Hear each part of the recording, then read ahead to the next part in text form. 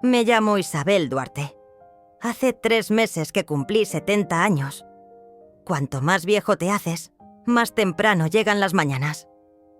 Mis ojos se abren cuando la luz del sol aún no ha traspasado las cortinas. Quizás sea la costumbre, quizá la inquietud. Pero en esta casa, en este valle, las mañanas siempre me han parecido demasiado tranquilas. Como si aquí el tiempo fluyera más despacio. Antes de pasar a la historia, te agradecería mucho que te suscribieras a mi canal y escribieras en los comentarios desde qué país viste el vídeo. 18 años después, regresé a la casa familiar en Michoacán, sorprendido de mí mismo por atreverme a hacerlo. Tenía 49 años cuando dejé esta tierra, dejando atrás el pasado, mi familia, mis resentimientos y mi gran orgullo de entonces. Ahora de regreso, solo sentía cansancio y un poco de curiosidad. En primavera, este lugar sigue siendo como el paraíso. Los limoneros están en flor y la brisa de la mañana lleva el aroma de las margaritas. Pero lo que llaman Paz lleva una camisa muy parecida a la soledad. Es difícil reconocerla, a menos que le veas la cara. Nuestra casa familiar es una estructura de piedra apoyada en el pie de la montaña. Mi padre la mandó construir hace años. Puso los cimientos con sus propias manos. Ahora las paredes tienen musgo y las ventanas están un poco torcidas. Pero sigue en pie. Igual que algunos recuerdos, por mucho que se desgasten, son indestructibles. Cuando llamé a la puerta, me atendió Soledad, mi hermana pequeña. Cuando nuestras miradas se encontraron, el tiempo se detuvo por un momento. Sus ojos se llenaron de lágrimas y me rodeó con sus brazos. «Isabel», susurró, «has venido de verdad». Yo solo asentí. Había tanto que decir, pero ninguna de las palabras me parecía adecuada en aquel momento. Pronto apareció Julián, mi hermano mayor. Antes era atlético, de complexión dura. Ahora es un hombre un poco hundido, pero que aún camina erguido. Su cara era más de ansiedad que de alegría al verme. «Bienvenido», me dijo. «Si nos hubieras avisado, nos habríamos preparado y habríamos venido a recibirte». Era mentira. Nunca me quiso aquí. Me di cuenta en ese momento. Entramos. Ni siquiera el olor de la casa había cambiado. Los viejos armarios de madera, la mesa cubierta con el encaje de mi madre, la mecedora del porche. Todo estaba en su sitio, pero algo faltaba en las habitaciones. Tal vez era alegría, tal vez inocencia. Soledad había hecho sopa, picado cilantro fresco. Julián estaba callado. Llevó lentamente la cuchara a su plato. «Soledad dijo que me iba a mostrar las cosas de tu mamá», le dije. «¿Qué vas a hacer con ellas?», preguntó Julián. «Es que quiero juntar recuerdos y me voy a quedar unas semanas y tal vez tenga que vender la casa». En cuanto terminé, se hizo el silencio en la mesa. Soledad arrugó la servilleta en la mano. Julián volvió la cabeza hacia otro lado. «Esta casa no se puede vender, Isabel. Es el legado de mi padre», dijo en tono escueto. «Ya hablaremos», le dije. No ahondé más en el asunto. Por la noche, cuando me retiré a mi dormitorio, miré por la ventana. La luna estaba alta, las sombras largas, el sonido de un perro a lo lejos, seguido de crujidos. No podía dormir. Salí de la cocina a por agua. Mientras caminaba por el pasillo, oí una voz, como un susurro. Cuanto más me acercaba, más clara se hacía. Venía de la habitación de Julián. La puerta estaba entreabierta. Creo que estaba hablando por teléfono con alguien de dentro. «Tenemos que repartirnos el dinero. Soledad no dice nada. Isabel no lo sabe. Y no lo hará». Se me heló la sangre. Me quedé helado. Luego me di la vuelta lentamente. Volví a mi habitación y me tumbé en la cama. Hasta el crujido de la cama me parecía el enemigo. ¿Qué quería decir Julián? ¿Qué dinero? ¿De qué hablaba? ¿Y por qué no iba a saberlo? Por la mañana bajamos a desayunar. Me senté a la mesa, sonriente. Nos miramos fijamente mientras Soledad servía el café. Tenía ojeras, estaba insomne. Julián fingía hojear un periódico, pero las páginas no pasaban. Después del desayuno, Soledad me llevó al jardín. ¿Te acuerdas de los limoneros?, preguntó. Sí, le dije. Solías esconderte allí cuando eras pequeña. Y siempre me encontrabas, dijo sonriendo tristemente. Entonces bajó la voz. Ten cuidado, hermanita, no todo el mundo se queda igual. Tengo un nudo dentro de mí. Esta casa, esta gente, fue mi infancia, pero ahora es como el sueño de un extraño. Por la tarde, rebuscando entre cosas viejas, encontré un sobre escondido bajo el costurero de mi madre. Estaba amarillento. Una nota escrita con letras temblorosas. Hay que dárselo a Isabel. Así, si muero, lo sabrá. Ana María Duarte. Abrí el sobre con manos temblorosas y encontré un extracto bancario y una escritura notarial. La cuenta en cuestión estaba abierta en Panamá. Y según el documento, mi madre había dejado todos sus bienes a mi nombre. Pero, ¿por qué? ¿Y por qué me entero ahora? ¿Lo sabían Julián y Soledad? Si lo sabían, ¿qué me ocultan? A la mañana siguiente abrí todas las ventanas de la casa de par en par. Mientras el aire fresco que subía de los campos me llenaba, el traqueteo de la tetera resonaba por el pasillo. Quería rastrear la cuenta secreta abierta en Panamá, completar la historia que contaban las notas entrecortadas del cuaderno de mi madre. Pero antes, tenía que descubrir cuántos secretos se ocultaban tras aquellos muros de piedra. Recogí el cuaderno que había dejado bajo la luz de la luna y repasé las páginas. Entre las líneas había garabatos que olían tanto a amor como a traición. Isabel debe permanecer desprevenida, rezaba una nota. En otra, no despiertes a Soledad hasta que todo esté completo. Bajé al porche y me senté en el jardín. Las ramas que soportaban la carga de los naranjos enraizados en el suelo se mecían suavemente con el viento de la mañana. Los recuerdos de mi infancia volvieron a mí, pasando como unos relámpagos. Los muros de piedra donde Soledad y yo jugábamos al escondite, las melodías que Julián esparcía por el pueblo con su saz. Todos ellos eran ahora testigos de un misterio diferente en la misma casa. ¿Por qué?, me preguntaba. ¿Por qué su madre me había dejado fuera de este escenario? ¿Había formado parte de una mentira durante 18 años? El desayuno fue sorprendentemente tranquilo. El sonido crujiente de las empanadas se mezclaba con el tintineo de un cuchillo golpeando un plato. La tensión me cortaba la respiración. Cuando los ojos de Soledad se cruzaron con los míos, buscaba una escapatoria. Las líneas de su rostro hablaban de décadas de preocupación, no de 3 años. Julián, por su parte, fingía hojear las páginas de su periódico, como era su vieja costumbre. Pero noté que le temblaban las manos. En ese momento decidí que iba a tener un ajuste de cuentas más profundo con uno de mis hermanos. Más tarde, quemándome la garganta con un café amargo, deambulé por los porches, buscando los salientes ocultos entre las enredaderas que colgaban de las vigas. La pequeña piedra que había escondido de niño tropezó a mis pies. Aquella piedra me decía: cada partícula de tierra está conectada a su pasado. Abrí el cuaderno que tenía en la mano y examiné las notas de mi madre hasta las esquinas, intentando comprender la emoción que había detrás de cada palabra. Proteger a la familia, se decía en otra página. Pero, ¿qué se protegía? ¿La verdad o un sistema de mentiras? Por la tarde, bajé a la vieja bodega de leche.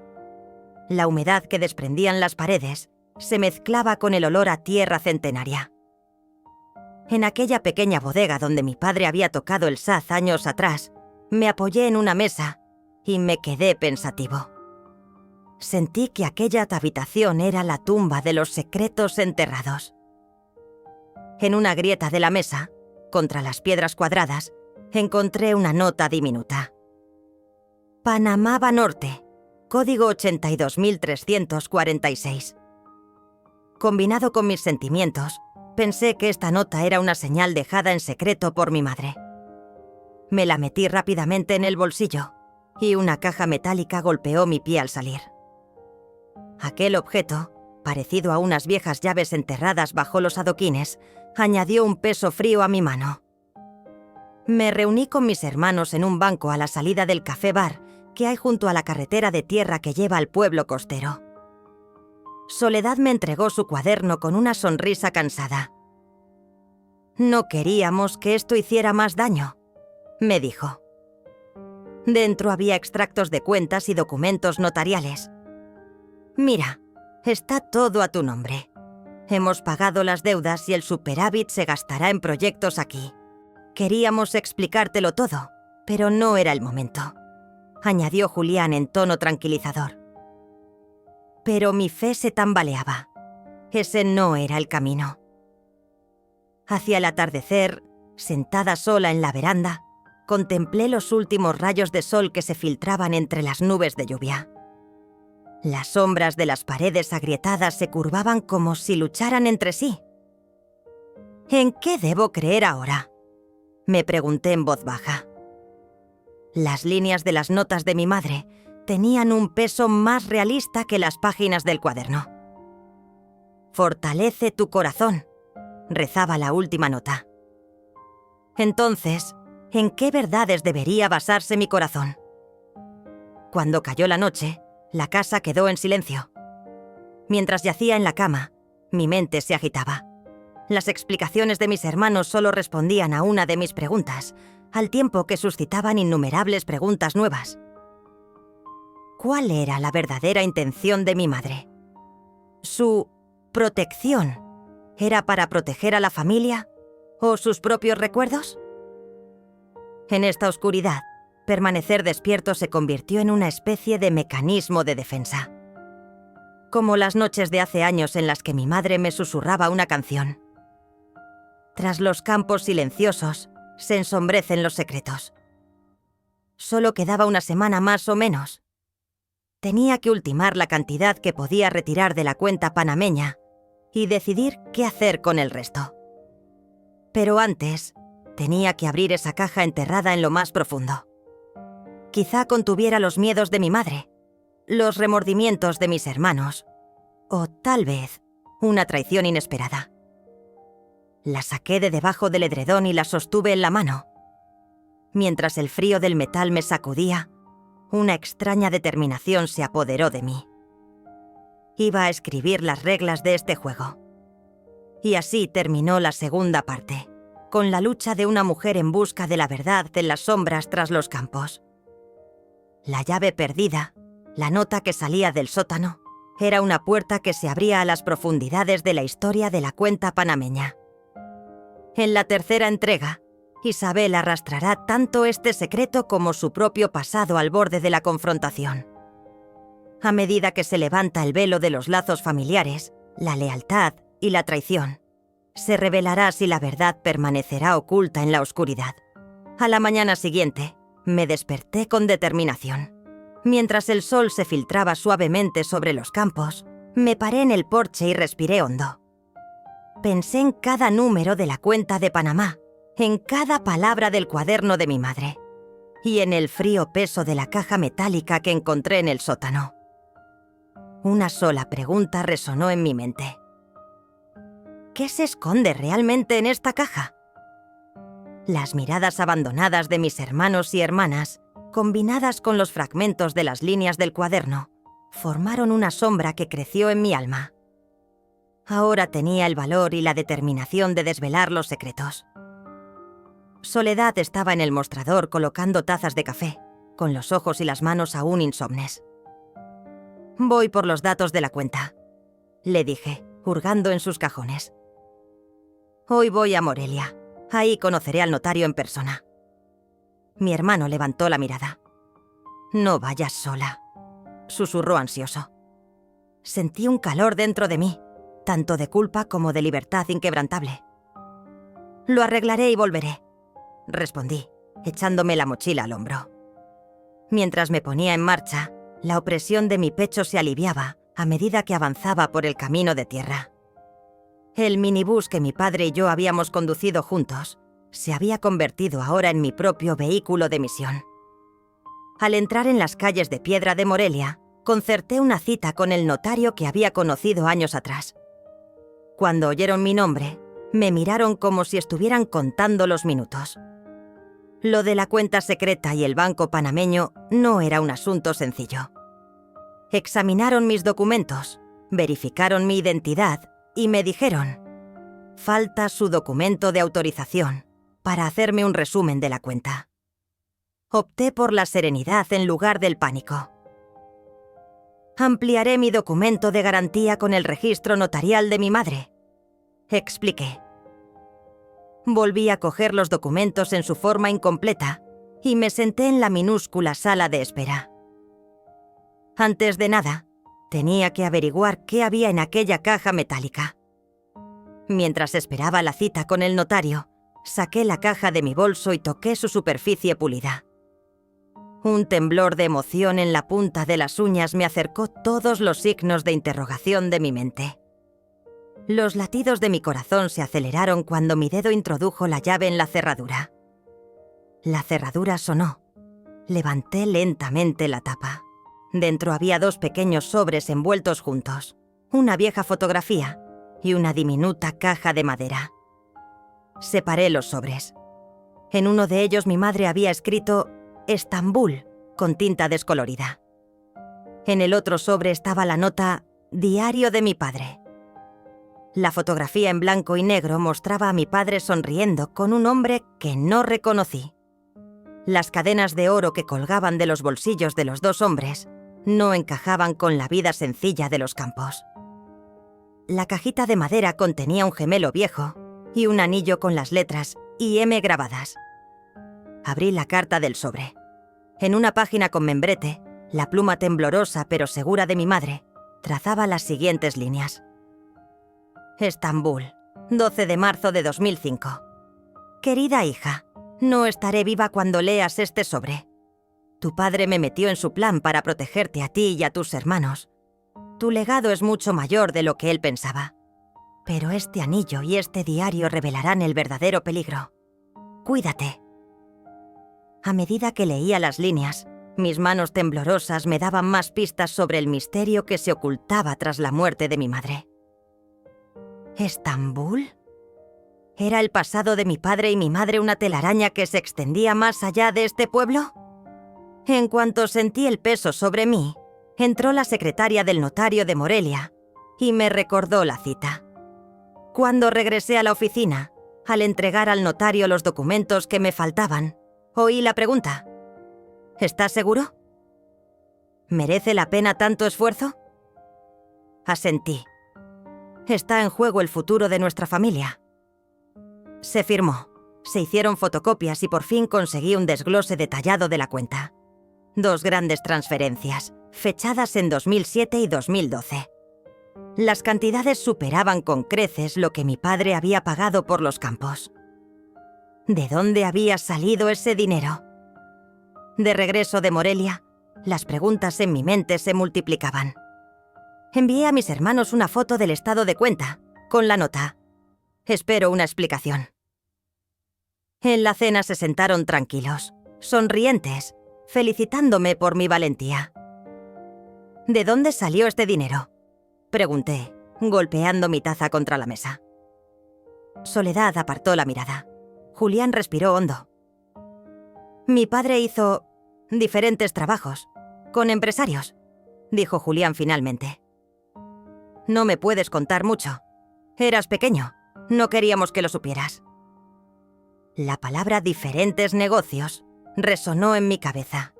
Escondía mucho más que un simple asunto de deudas. La carta de mi madre desde Estambul, los secretos del pasado de mi padre. Todo estaba frente a mí como las piezas de un rompecabezas. Aquella noche, sola en el porche, miré las estrellas. Al deslizar el anillo de la caja metálica en mi dedo, me di cuenta de la determinación que impregnaba mi sangre. Iba a descubrir los secretos, costase lo que costase. A la mañana siguiente, cuando me desperté, mi cuerpo seguía cansado y mi cabeza estaba llena de 1000 pensamientos. Necesitaba alejarme de mis hermanos y hacer mi propio camino. Metí unas mudas de ropa, mi cuaderno y mis apuntes en el bolso y subí al autobús que me llevaría a Ciudad de México. Los caminos de tierra que pasaban junto a la ventanilla fueron dejando paso a multitudes, rascacielos y los coloridos puestos de los vendedores ambulantes. A cada paso sentía que estaba más cerca de encontrar un nuevo pedazo de la sombría vida de mi padre y de los secretos de mi madre en las noches de Estambul. Por el camino, las palabras de mi madre, «Fortalece tu corazón», resonaban en mis oídos. Era de ella de quien estaba sacando el valor para adentrarme en esta ciudad. Aunque el tráfico y el ruido de Ciudad de México me parecieron asfixiantes al principio, allí tenía una amiga, la experiodista Ana Ramírez. Esta mujer enérgica, cercana a los 40, había pasado años investigando historias de corrupción y era quizá la única persona en la que podía confiar. Cuando nos encontramos a la salida del pequeño café-bar de la calle, sonrió y se sentó a mi lado. Cuando dejé sobre la mesa el sobre descolorido y las fotografías de mi padre, en sus ojos brilló la curiosidad. «Cuéntamelo todo, Isabel», me dijo. «Sea lo que has encontrado, encontraremos la respuesta en las profundidades de esta ciudad. Los viejos archivos del despacho de Ana podrían ayudarme a encajar las piezas de mi rompecabezas». Tras examinar detenidamente el cuaderno y la carta, empezó rápidamente a introducir notas en su ordenador. «¿Estambul 2005? Tu madre fue a una exposición de cerámica. Esta fecha era inaudita en México, pero en Turquía la escena artística estaba revuelta. La empresa de tu padre importaba. Quizá haya una conexión ahí».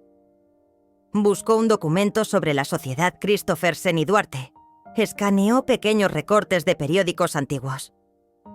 Entre ellos había, efectivamente, una serie de obras de arte que habían sido enviadas de Turquía a México y que se rumoreaba que habían llegado de Turquía en la primavera de 2005.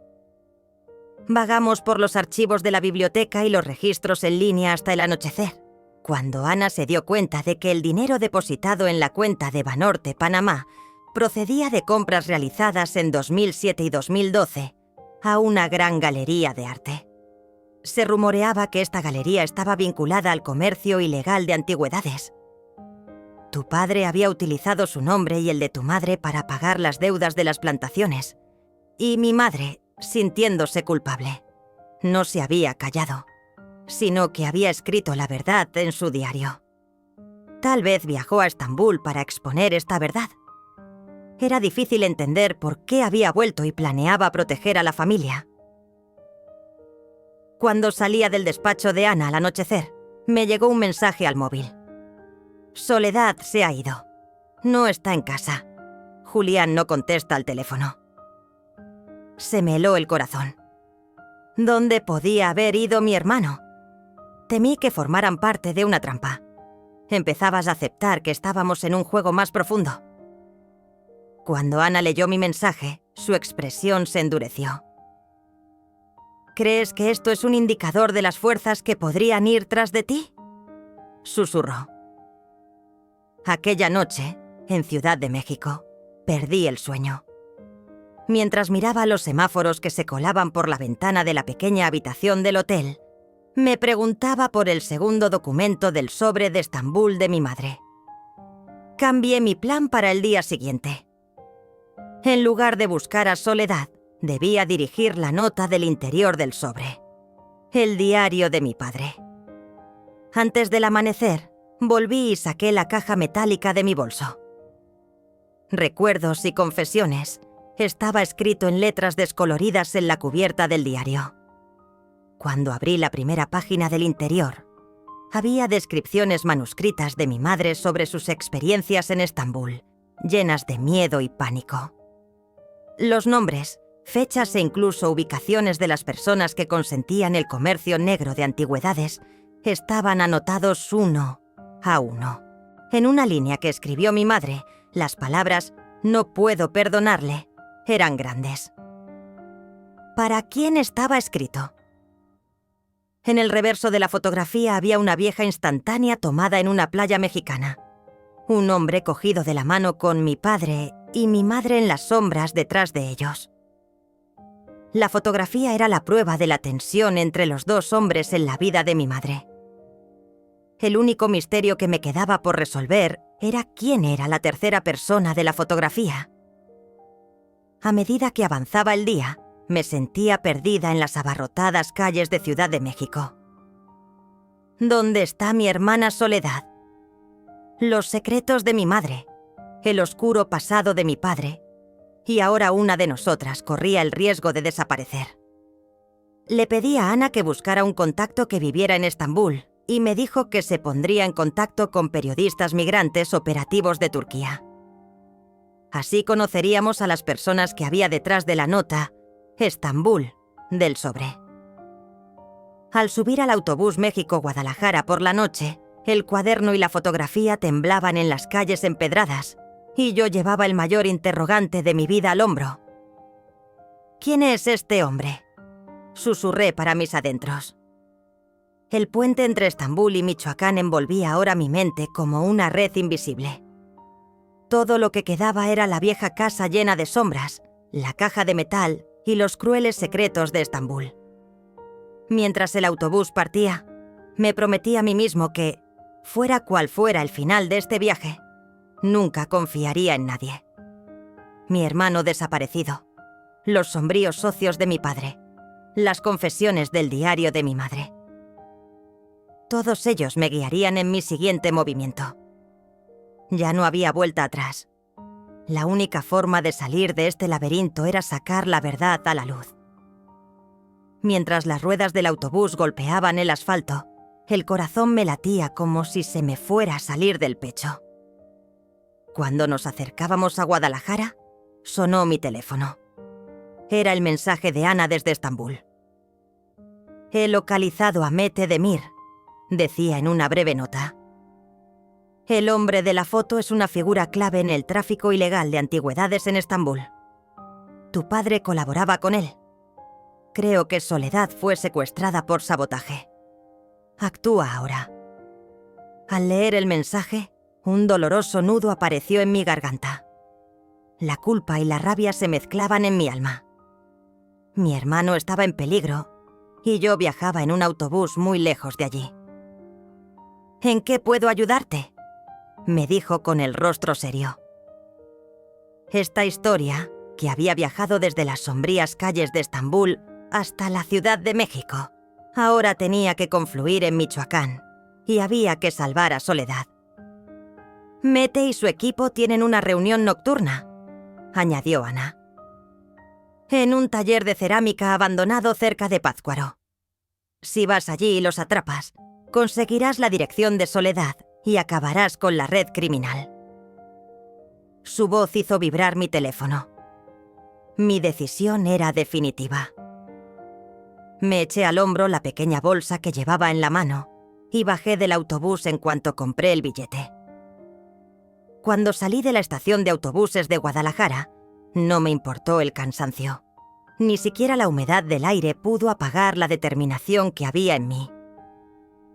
Pronto me alejé de las multitudes de la ciudad y me adentré en los caminos de tierra de Michoacán.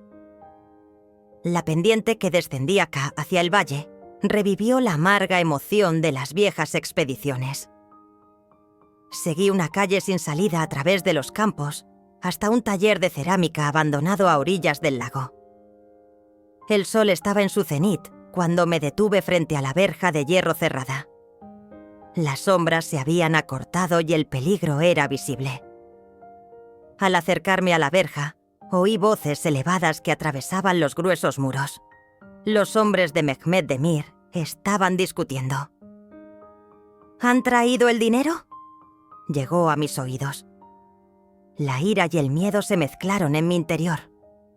Con un gesto, comprobé los alrededores. Me escondí entre los juncos que había a mi espalda e informé de la situación a Ana por teléfono. He empezado. La respuesta llegó al instante. He contactado con la policía. Estarán aquí en 2 horas. Ten cuidado hasta entonces. Me incliné hacia la puerta con manos temblorosas. Había una pequeña ventana utilizada por los hombres de hierro. Incliné la cabeza y me asomé al interior. En el centro había una gran mesa, con papeles, fotografías de antigüedades y un ordenador portátil. Pero lo más importante era que había una silueta sentada en una silla atada con una cadena. Era Soledad. Tenía la cara pálida, pero los ojos se le llenaron de lágrimas al verme. «Isabel», susurró, con la voz entrecortada. Un relámpago me atravesó. Quise abrir la puerta a la fuerza, pero no debía chirriar. Retrocedí unos pasos y pensé en voz baja. Las instrucciones de Ana eran claras. Escúchales, obtén información y luego... Pero me parecía imposible esperar. Los hombros temblorosos de mi hermano estaban atrapados entre las sonrisas de los hombres de hierro. Mordiéndome el labio, cogí una larga barra de hierro que había a un lado. Empecé a empujar la parte inferior de la puerta. Se abrió ligeramente. Nuestras miradas se encontraron. El miedo ardía en los ojos de Soledad y la determinación ardía en los míos. Mientras me preparaba para entrar, las sirenas de la policía se acercaban a los árboles de paja que había detrás de mí. Cuando entré, el guardaespaldas de Demir me apuntó con su pistola, con el corazón latiéndome en la boca y las manos sudorosas apretando la barra. «¡Alto!», gritó el hombre. Soledad se dio la vuelta y gritó: «Hermana, escarba ahí ahora». Era una trampa, pero quizá la pista más valiosa estaba allí. Me acerqué a la mesa, revolví los papeles y encontré una caja de madera con las mismas letras I.M. Aquel trozo de anillo que unía a Pifia Pahiu y a mi padre Yamete Demir volvió a mi mente. Cuando el guardaespaldas apretó su pistola, los coches de policía se detuvieron detrás. Los primeros se irguieron, girando sus faros hacia la puerta del taller. El caos de aquel momento estaba creando un terreno propicio para que tanto nosotros como la red criminal nos derrumbáramos. El guardaespaldas de Demir vaciló un poco mientras me miraba. «Conduce el carruaje», le grité a Soledad. Mi hermano seguía helado de miedo, pero asintió al ver mi nombre. Mientras el hombre de Demir seguía observándome con la pistola, levanté la caja. En ella había una nota de Estambul con la letra de mi madre. Esta es la llave de la verdad. Cuando la policía entró en tropel, la conmoción alcanzó su punto culminante. «¡Al suelo!», gritaron. El guardia bajó el arma y se rindió. Abracé a Soledad con un interminable aliento de libertad. Mientras enjugaba sus lágrimas, puse la caja de madera sobre la mesa. «Nos llevaremos todas las pruebas», dijo el jefe de policía. En ese momento supe que los oscuros secretos de nuestra familia saldrían a la luz. Mientras mis ojos apuntaban a la habitación dentro de la caja, el teléfono que parpadeaba en mi bolsillo trajo otro mensaje. «Los documentos que trajimos de Estambul también han sido resueltos. Demir dirige la red en solitario. Hay sorpresas mayores». Cuando terminé el mensaje, una sonrisa se dibujó en mi rostro. Sentí que una sensación de triunfo renacía en medio de los muros abandonados y ocupados. Miré a Soledad. «No habrá más secretos», le dije. Mi hermana asintió. El viaje en el que nos habíamos embarcado todos juntos conducía por fin a través de callejones sin salida, de la oscuridad a la luz. Cuando los primeros rayos de la mañana se filtraron por mi porche, El piar de los pájaros resonó en el valle que se despertaba lentamente. Soledad debía de llevar toda la noche sin dormir. Envuelta en una fina manta, dormía en mi regazo. Le acaricié la mejilla con la punta de los dedos. Aún temblaba ligeramente. Sentada en la silla vacía a su lado, en la oscuridad, saqué el termo de mi bolso y serví el café caliente en 2 tazas. «Hermanita», dijo, con los ojos entreabiertos por el sueño pesado. «Ahora estoy a salvo». Las líneas del miedo en su rostro se desdibujaron y dieron paso a una callosa resiliencia. Este fue un punto de inflexión para nuestra familia. Fue como si el verdadero sol saliera de las sombras que habíamos encontrado. Cuando el jefe de policía me citó en su despacho a primera hora de la mañana, por primera vez percibí los rayos de sol que caían sobre mí en el vestíbulo del banco, como un símbolo de esperanza y no de amenaza. Entre los papeles estaban los informes digitales que Ana Ramírez me había enviado desde Estambul. «Esta red no solo se dedica a las antigüedades», dijo el jefe, mirándome por encima de sus gafas. «Nunca habríamos podido ir tras ellas tan rápido sin ti. Mete Demir tiene piernas en Turquía, Grecia y Europa. Documentos de transporte, registros de contrabando aduanero. Los tenemos todos». Mientras pasaba las páginas con entusiasmo, me di cuenta de que los documentos no solo llevaban los apellidos de los anticuarios, sino también las firmas de algunos funcionarios del gobierno. Comprendí que este viaje que había emprendido para proteger a mi familia, mi tierra y mi verdadero patrimonio se había convertido ahora también en un caso internacional. Amir dijo: «Protegeremos a Soledad. Tú coge el último paquete de Estambul y llévalo a un lugar seguro». En ese momento me vino a la mente el diario Recuerdos y Confesiones. Era la caja que me había guardado aquel día en el taller donde nos deshicimos de los hombres de Mete Demir.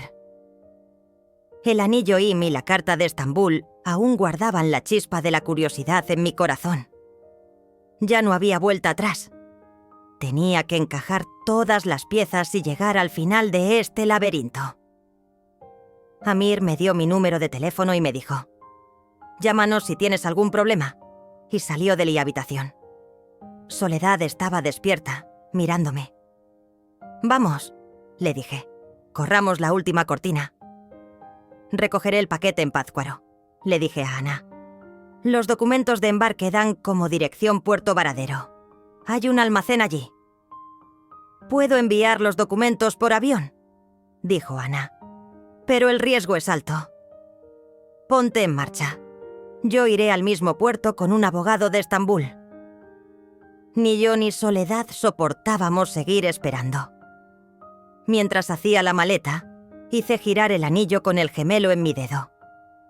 Las cartas SIM habían sido la primera chispa de la historia que habíamos iniciado.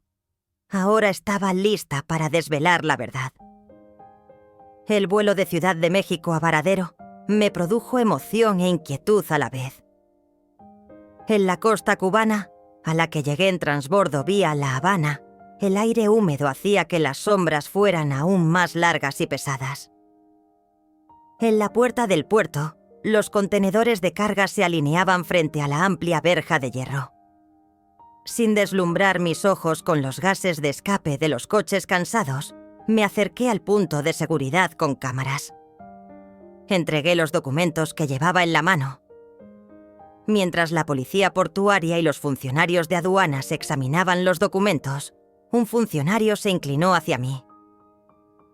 «Se autoriza la apertura de este paquete, señor, en el marco de una investigación internacional sobre contrabando de antigüedades». El corazón me dio un vuelco. Hasta ese momento solo tenía la cajita en la mano. Se rumoreaba que contenía una colección de antigüedades. «¿Pero hay documentos adicionales?», preguntó. Le mostré los documentos. «Documentos que prueban la procedencia original de la herencia», dije. Tras esperar un rato me permitieron abrir la puerta de un contenedor roto y oxidado. Cuando me asomé, Vi 2 cajas de madera sentadas sobre una pequeña silla motorizada.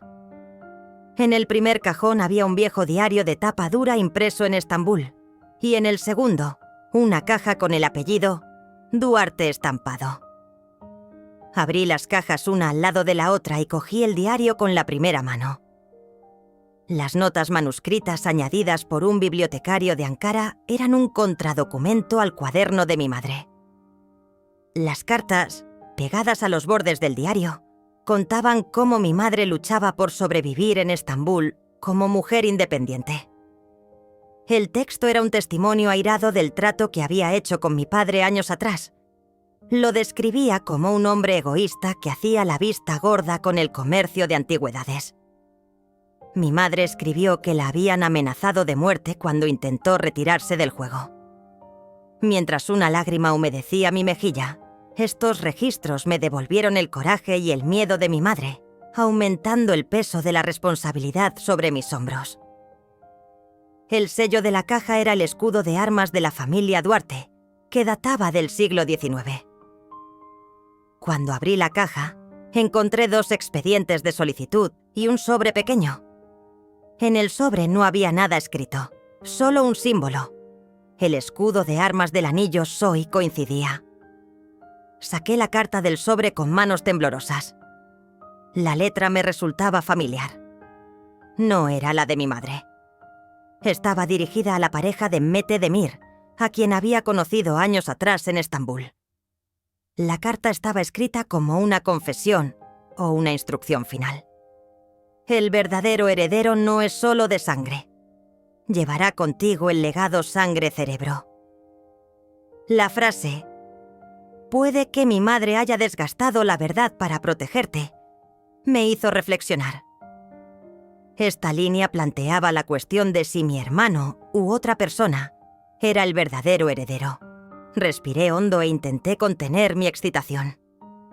Mientras los funcionarios del puerto esperaban detrás, sabía que todo se convertiría en un expediente de delito de guante blanco.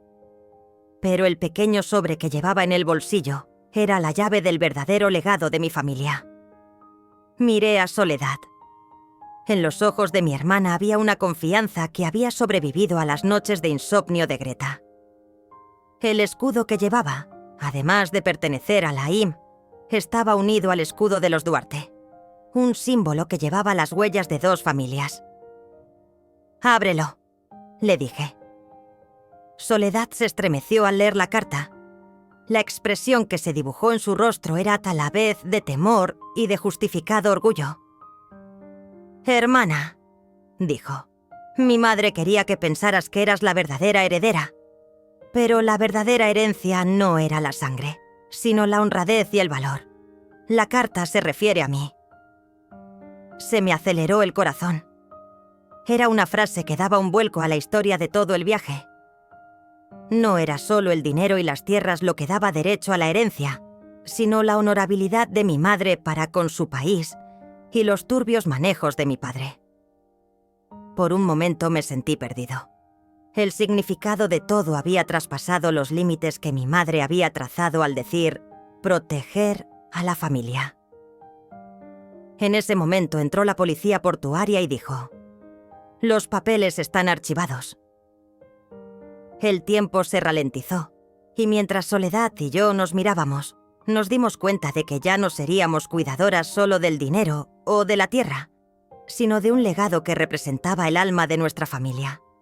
Mientras el sol conducía su rojo resplandor hacia el horizonte, nos adentrábamos en una nueva vida en el puerto de Varadero. 2 mujeres al hombro con el legado de una hermana, una madre y el futuro. Las sombras del pasado habían quedado atrás y la luz del verdadero legado brillaba ante nosotras. Cuando regresé de Ciudad de México, el frescor vespertino que se filtraba desde las montañas de Michoacán fue como una bofetada en la cara. Cuando Soledad y yo subimos al minibús, las sombras se alargaron una vez más, pero la luz que llevábamos dentro estaba dispuesta a alejar la oscuridad. El camino, primero a Guadalajara y luego a la finca familiar, no era solo cuestión de kilómetros. Era un delgado puente entre el pasado y el futuro, entre secretos y verdades. Cuando entramos en la casa, hasta las grietas de la cansada pared nos recibieron con una sonrisa de amor. Julián seguía allí, sentado en la vieja silla de madera del otro lado del porche, sin dejar de mirarnos. En sus labios había una ligera excitación, pero también una cautelosa esperanza. «Bienvenidos», dijo con voz ronca. Mi hermano mayor y yo nos abrazamos. En aquel tejado, donde antes nos habíamos dado la espalda, ahora nos reencontrábamos. Cuando nos reunimos en el centro del salón y nos sentamos a la mesa, los tres abrimos los papeles, los cuadernos y los baúles de varadero. Dentro, el diario y las cartas de mi madre y de la expareja de Mete Demir nos decían lo que teníamos que hacer: salvar la tierra, reunir a la familia y devolver los objetos perdidos. Pero lo que realmente nos entusiasmó a los tres fue el rollo de pergamino que había en el salón. Un boceto de la casa, garabateado con la letra de mi abuela, que parecía el plano de un arquitecto. Solo tardé unos minutos en examinarlo. Había una trampilla oculta bajo el porche, justo al lado del pavimento de piedra. A Soledad le tembló la mano al mirar el croquis. «Este lugar no se ha usado nunca», dijo. Ni siquiera mi padre me dijo nada. Se me aceleró el corazón, pero no vacilé. Encendí la lámpara y abrí el pequeño panel de la trampilla a la altura de la escalera. Las oxidadas bisagras crujieron ligeramente y se levantaron nubes de polvo. Debajo había una estrecha escalera que descendía hacia la oscuridad. El aire frío del interior, mezclado con el calor de la veranda abierta, tocaba una melodía misteriosa. A medida que descendíamos, aparecían fotografías en blanco y negro en las paredes. Imágenes de mi abuela Ana María en su juventud. Su rostro sonriente en la plaza del pueblo, sosteniendo un cuenco de madera, tomadas en los años 30. Al pie, una inscripción. El verdadero patrimonio está en el espíritu de la tierra. Mientras avanzábamos entre las fotografías, el estrecho túnel nos condujo a una habitación llena de un viejo olor a humedad. Vimos un largo cofre de madera tirado en el suelo de tierra. Junto a él había algunas herramientas oxidadas, restos de velas y trozos de papel tiznado. «¿Qué es esto?», susurró Soledad. Mi dedo parpadeó a la luz mientras abría la tapa del cofre. Dentro había trozos de mármol estético, dagas de plata, amuletos bordados en oro y máscaras antiguas que parecían una prohibición. Había montones de papeles, antiguas escrituras de intercambio, recibos de tributos y títulos de propiedad del siglo XIX, todos ellos destinados a mostrar las tierras y los artefactos arrebatados a los purépecha, los indígenas del pueblo. Mi madre, mi abuela y mi abuela paterna, mujeres que habían vivido en la tierra durante 3 generaciones, habían guardado en secreto los artefactos para preservar el patrimonio cultural de la comunidad local y habían dividido el dinero para mantener la granja familiar. A Soledad se le llenaron los ojos de lágrimas. ¿Mi madre y mi abuela, todos estos años? Tomó una de las máscaras en sus manos y la acarició suavemente. No eran artefactos para vender, sino historias para conservar. Las palabras de mi hermano atravesaron el silencio como una gota de agua que cae del tejado. En ese momento me di cuenta. El verdadero patrimonio iba más allá del dinero. Era el espíritu de la tierra, la sombra de los antepasados unidos por nuestras raíces. En ese momento la puerta se abrió con un chirrido y Julián estaba en lo alto de la escalera. Bajaba con 3 tazas de café recién hecho. «Te están esperando», dijo. «Todavía hay policías y arqueólogos de la asociación del pueblo. Están abajo, en el sótano, registrando los artefactos». Nuestros ojos se clavaron el uno en el otro. Las consecuencias de nuestra decisión familiar afectarían a todo el pueblo y quizá a la comunidad arqueológica internacional. Este descubrimiento que habíamos hecho juntos había salvado tanto nuestro patrimonio como la cultura de nuestro pueblo. Cuando subimos, vimos a la multitud reunida en la plaza. María Elena, la presidenta de la asociación local, hablaba con un micrófono. Hoy la familia Duarte se ha revelado como los verdaderos guardianes de la verdad de nuestro pueblo. Estos artefactos no serán acaparados por nadie. Nosotros, los descendientes purépechas, los protegeremos juntos.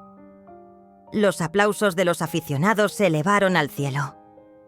Isabel y Soledad se unieron al aplauso, tomadas de la mano. El canto que brotó de nuestros labios fue como una melodía que sanó el dolor del pasado.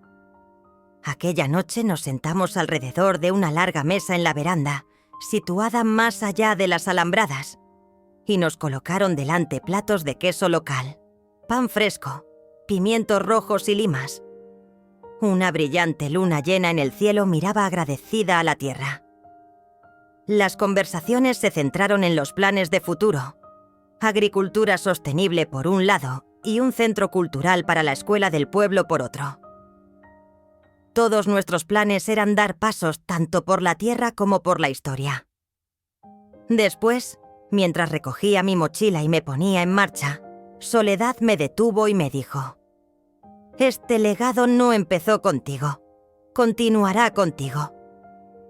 Lo que sentí en mi bolsillo en ese momento no era una carga que cambió primero con el dinero y luego con la verdadera herencia.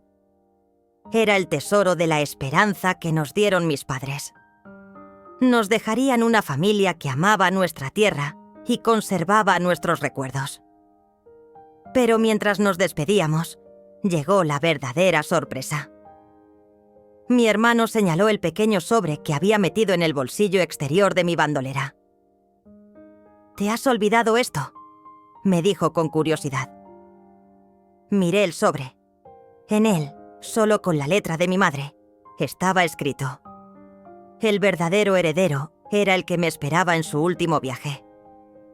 Mientras daba vueltas a la frase en mi boca, Soledad me miró y sonrió. «La verdadera heredera eres tú, hermana, que llevas el espíritu de este pueblo. Mi herencia es tu legado».